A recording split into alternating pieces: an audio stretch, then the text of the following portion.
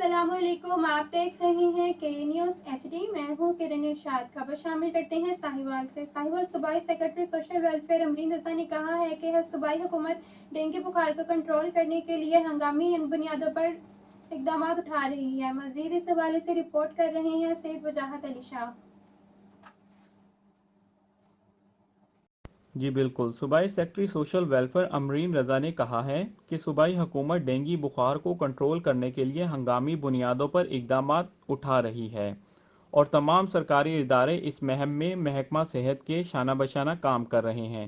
Dengue بخار سے بچاؤ کا واحد حل ان کی بریڈنگ کا فوری خاتمہ ہے، جس کے لیے معاشرے کی ہر فرد کو بھرپور حصہ لینا چاہیے۔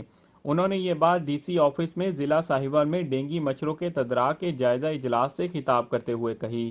اجلاس میں D C commissioner Muhammad Zaman بٹو، اے D C general Farooq Akmal اور C E O health doctor Azhar Naqvi کے علاوہ تمام محکموں کے سربراہان نے شرکت کی۔ انہوں نے محکمہ صحت کی ٹیموں پر زور دیا کہ وہ گھروں میں معائنے کے دوران ایسی تمام جگہوں کو مکمل چیکنگ کریں جہاں پر مچھروں کی افزائش کے لیے زیادہ امکانات ہوں، خاص طور پر پانی کے ٹنکیوں، گملوں اور پرندوں کے لیے رکھے ہوئے برتنوں کو چیک کیا جائے۔